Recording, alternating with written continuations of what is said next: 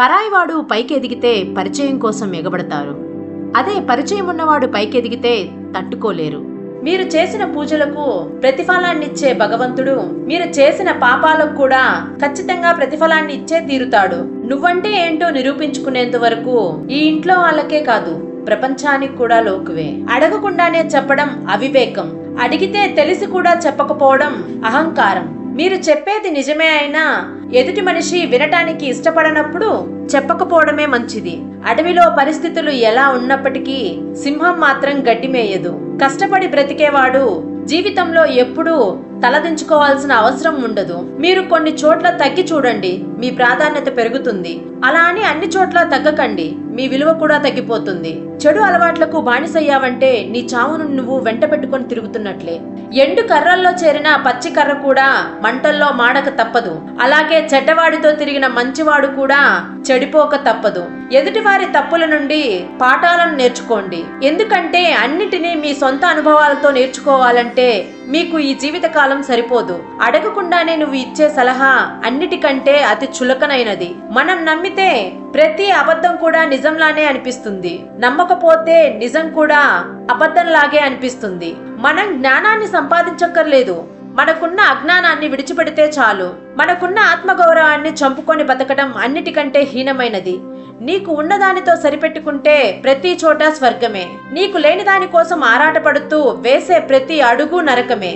ఎక్కువగా పూసుకుంటే గంధం కూడా ప్రమాదమే. కొన్ని బంధాలు కూడా అలాంటివే. ఎలాంటి ఆందోళన లేకుండా ప్రశాంతంగా నిద్రపోయేవాడే ఈ ప్రపంచంలో అత్యంత అదృష్టవంతుడు. కాదంటారా? మీ యొక్క అభిప్రాయాలను బట్టే మీ ఆలోచనలు ఉంటాయి. సదాభిప్రాయం లేని మనిషి మంచి చేసినా ఎవరూ ఒప్పుకోరు. అదుపులేని ఆలోచనలు శత్రువు కంటే ప్రమాదకరం. జీవితం ఎప్పుడూ కూడా సవాళ్లను విసురుతూనే ఉంటుంది. వాటిని ఎదుర్కొని నిలిచిన వాడే విజేత అవుతాడు. అర్హత లేని వ్యక్తి మీ యొక్క అర్హత గురించి మాట్లాడుతున్నాడు అంటే అది వాడి తప్పు కాదు, మీ యొక్క అమాయకత్వం. చిన్న చిరునవ్వు ప్రతికూల పరిస్థితులను కూడా అనుకూలంగా మార్చగలదు.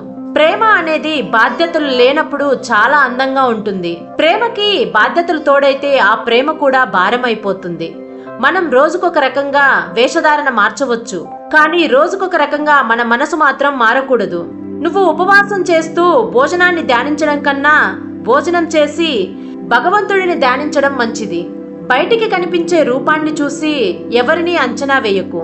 ఎందుకంటే నోరు తెరిచే వరకు కాకి కోకిల రెండు ఒకే రకంగా ఉంటాయి. నీ చుట్టూ అందరూ ఉన్నారని ధీమాగా ఉండకు. నీకు చిన్న కష్టం వచ్చిందంటే అందరూ చెదిరిపోతారు. సమస్యలు వస్తే ఆందోళన పడకండి. అవి మీరు విజయం సాధించాల్సిన పరీక్షలుగా భావించి వాటిని ఎదుర్కోండి.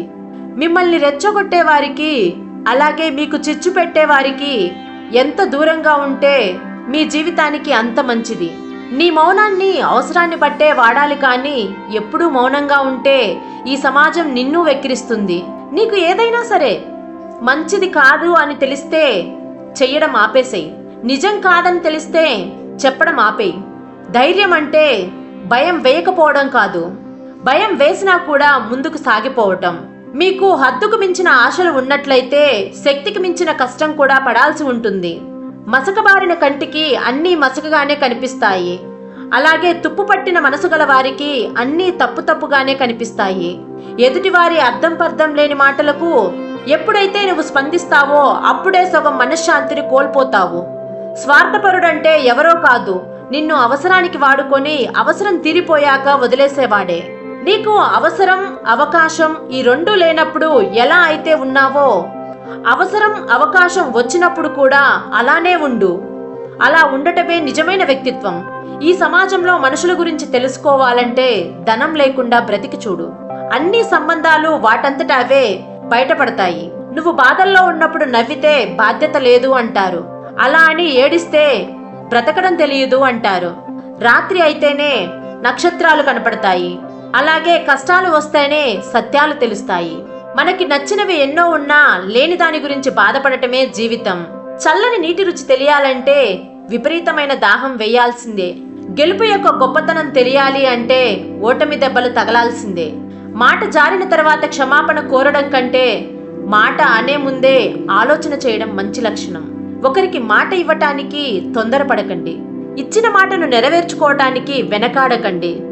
మన దగ్గర రుణం తీసుకునేటప్పుడు ఉండే మాట, మర్యాద తిరిగి ఇచ్చేటప్పుడు ఉండదు. స్నేహం చేయటానికి వయస్సు, అంతస్తు అవసరం లేదు. అర్థం చేసుకునే స్నేహితుడుంటే చాలు. మీపై గౌరవం మీ మెడలోని బంగారాన్ని చూసి కాదు, మీ వ్యక్తిత్వాన్ని బట్టి దక్కుతుంది. ఒక బంధాన్ని నాది అని మనస్ఫూర్తిగా స్వీకరించిన తర్వాత ఎన్ని కష్టాలు వచ్చినా సరే ఆ బంధాన్ని వదులుకోకు. ప్రతి వ్యక్తికి ఒక ఆశయం అనేది ఉండాలి. ఆశయం లేని వ్యక్తి ప్రాణం లేని శరీరం లాంటివాడు. ఎదుటి వారిని బాధ పెట్టేవారు ఎప్పటికైనా ఖచ్చితంగా బాధపడతారు. దాని నుంచి ఎట్టి పరిస్థితుల్లోనూ తప్పించుకోలేరు. మీకు చివరి వరకు పోరాడగలిగే ధైర్యం ఉంటే పరిస్థితులు ఎలా ఉన్నప్పటికీ విజయం ఖచ్చితంగా సాధిస్తారు. జీవితంలో అన్ని బాధ్యతలు మోసేవాడు ఆనందంగా ఉండలేడు. అలాగ కనిపిస్తాడంతే. డబ్బు మీద ఆశ పెరిగే కొద్దీ ఆరోగ్యం, బంధాలు, ప్రేమ, ఆప్యాయతలు అన్నీ దూరమవుతాయి. ఈ సమాజం నిజాయితీగా నిలబడిన వాడిని పాతాళానికి అణగదొక్కేస్తుంది. సంపాదనను పెంచుకో, అంతేకాని కోరికలను కాదు. ఎందుకంటే కోరికలకు అంతమనేది ఉండదు. మీకు చెయ్యాలనే తాపత్రయం ఉంటే ఏ పనైనా సాధ్యమే అవుతుంది. ఇప్పుడు ఎందుకులే అని బద్దకిస్తే ఎంత చిన్న పనైనా అసాధ్యమవుతుంది. మనం ప్రతి చోట ఆలోచించడం ఎంత అవసరమో అలాగే ప్రతి చోట నేర్చుకోవడం కూడా అంతే అవసరం. నీటిలో విసిరిన రాయి, అలాగే మన హృదయంలో గుచ్చుకున్న మాట, ఈ రెండూ మాయమైపోవు. రాయి కరిగిపోదు, అలాగే ఆ మాట మారిపోదు. మిమ్మల్ని ప్రేమించే వాళ్ళ దగ్గర ఒదిగి మాట్లాడండి, అలాగే మిమ్మల్ని ద్వేషించే వాళ్ళ దగ్గర ఎదిగి మాట్లాడండి. వాడకం లేకపోతే నీరు పాచిపడుతుంది, ఇనుము తుప్పు పడుతుంది. అలాగే మాటలు లేకపోతే బంధాలు బలహీనపడతాయి. మన మనసుకు నచ్చిన వారు మనతో లేదన్న ఆలోచన ఇంకెవరితోనూ మనల్ని ఉండనివ్వదు. మీ గుణం గుడ్డిది, మీ ఆలోచన అవిటిది అయితే ఎన్ని పూజలు పురస్కారాలు చేసినా ఆ పైవాడు మెచ్చడు. నీ యొక్క ఆర్థిక పరిస్థితులు ఎలా ఉన్నా కూడా నీ ఆలోచనలు మాత్రం స్థిరంగా ఉండాలి.